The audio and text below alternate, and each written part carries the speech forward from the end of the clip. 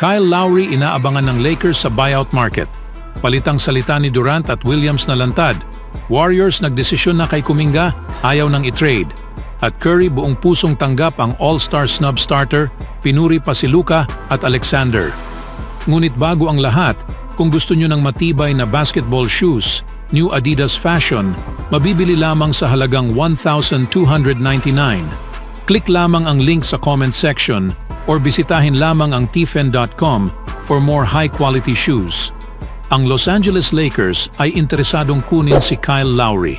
Ang veteranong gwardiya ay kamakailan lamang na trade sa Charlotte Hornets bilang bahagi ng deal upang ipadala si Terry Rozier sa Miami Heat. Inaasahan na si Lowry ay maaring matrade muli o mai-release ang kanyang kontrata ng Charlotte. Ayon kay Jovan Buha ng The Athletic, inaasahan na interesado ang Lakers na kunin si Lowry sa buyout market kung magkaroon ng pagkakataon. Batay sa impormasyon mula sa team at ng liga, si Kyle Lowry na maaaring maging available kung siya ay i-release ng Charlotte matapos siyang i-trade mula sa Miami ngayong linggo ay isa sa mga pangalan na dapat bantayan para sa Lakers, ayon kay Buha. Si Lowry, isang 37 years old, ay hindi na ang dating player. Hindi na siya isang matindi bilang defender sa point of attack. Hindi niya masyadong mahawakan ang mga depensa sa off the dribble. At kulang na siya sa explosiveness para makapagtapos sa paligid ng rim sa traffic. Gayunpaman, siya ay isang veteranong gwardiya sa kanyang ika-18 na season. Nauunawaan niya kung paano manalo.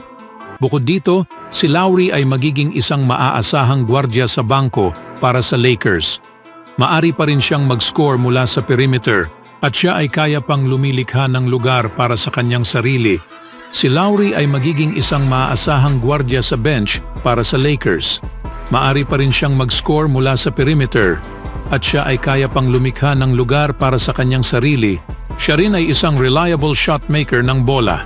Sa loob ng 37 games para sa Heat ngayong season, siya ay may average na 8.2 points, 3.5 rebounds at 4 assists, na may shooting na 42.6% mula sa field at 38.5% mula sa 3-point range. Malamang na gustong papirmahin ni Rob Pelinka si Lowry para sa veteran minimum. Siya ay magiging isang mura at magandang upgrade sa bench. Siya rin ay isa pang miyembro ng roster na nauunawaan kung ano ang kinakailangan upang manalo ng championship.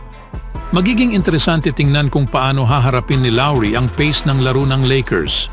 Sila ay nasa ika-8 pwesto sa NBA, samantalang ang veteranong gwardiya ay naglaro sa Miami na nasa ika-28 na pwesto sa pace rankings ng NBA. Makatarungan na itanong kung ang isang veteranong gwardiya sa huling kabanata ng kanyang karera ay mananatili sa ganitong mabilis na style ng laro.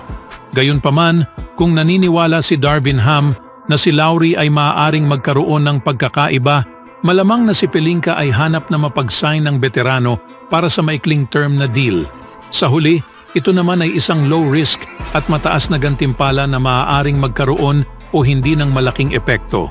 Anong masasabi niyo mga kaibigan? Angkop kaya si Lowry sa Lakers?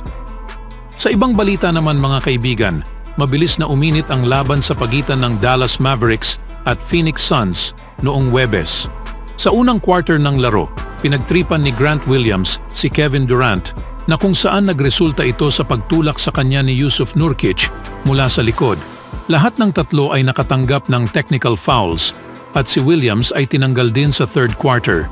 Ang nakalik na audio ay nagpapakita kung ano ang nangyari sa court sa pagitan sa tatlong players.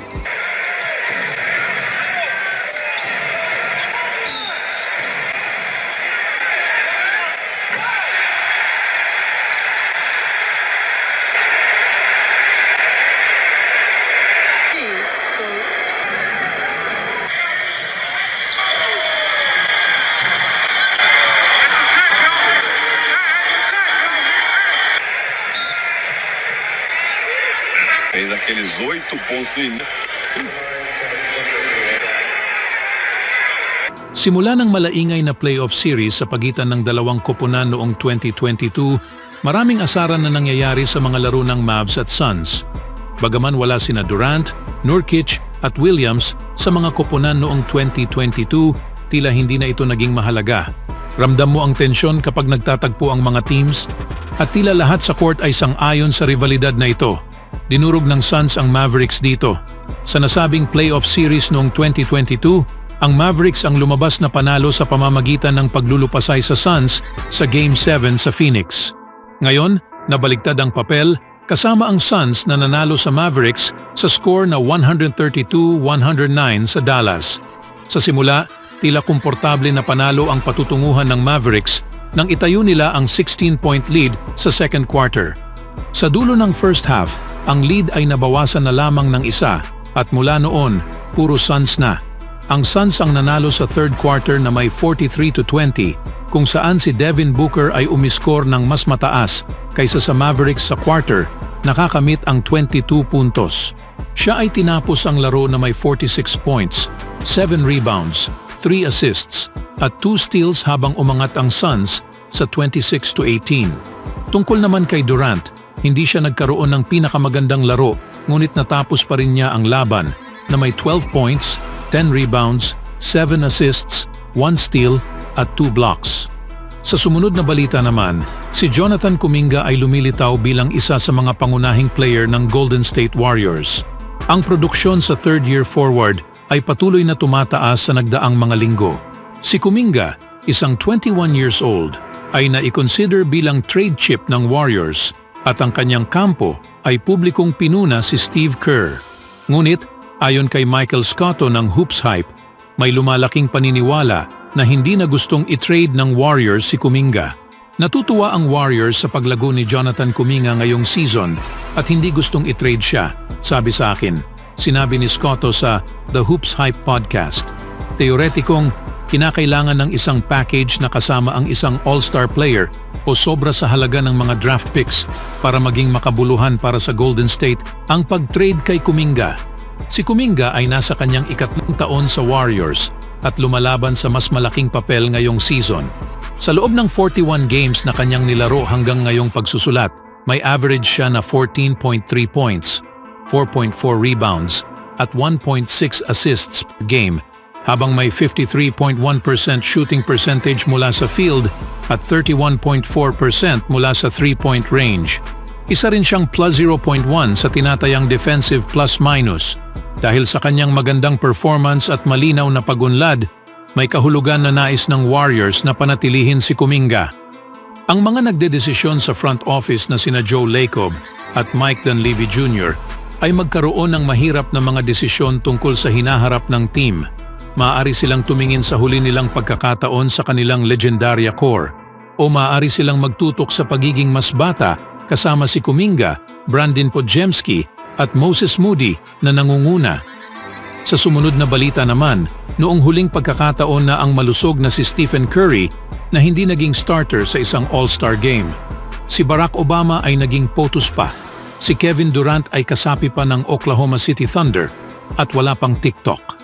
Nitong Biyernes, inihayag ng Inside the NBA sa TNT crew na sina Shai Gilgeous-Alexander at Luka Doncic ang napili bago si Curry bilang mga starting guards para sa All-Star Game sa susunod na buwan sa Indianapolis. Nang tanungin tungkol sa kanyang unang All-Star starter snub sa loob ng isang dekada, si Curry, na parating nagpapakita ng kahusayan, ay walang ibang sinabi kundi papuri para sa kanyang dalawang mas batang contemporaries. Parehong may career best averages sa lahat ng aspeto. Mayroong dalawang tao na kakaibang naglaro ngayong taon, si Luka at si Shai, sinabi ni Curry sa mga reporter. Kaya nandito na ako, ginagawa ko ito sa napakatagal na panahon at ang katotohanan na ito ay isang point of discussion na hindi ako all-star starter. Matapos ang 9 seasons na naging malusog, yung dalawang iyon ay walang dudang magagaling. They deserve it, patuloy ni Curry. Sana ay nandoon ako sa Indiana sa anumang kapasidad. Pero oo, ang mga pangyayari na magagawa mo pa ito sa ganitong yugto ay laging isang hamon. Hindi mo kailanman ito itinuturing na parang walang halaga dahil ang katunayang napakahirap makilala sa bawat taon. Anong masasabi niyo mga kaibigan sa pagpakumbaba ni Stephen Curry? always do it on my own, so I gotta get through it. And the only thing I know is to love what I'm doing. Never give up, never slow, till I finally prove it. Never listen to the no's, I just wanna keep moving. Keep my head up when I act, head up, that's a fact. Never looking back, I'ma keep myself on track.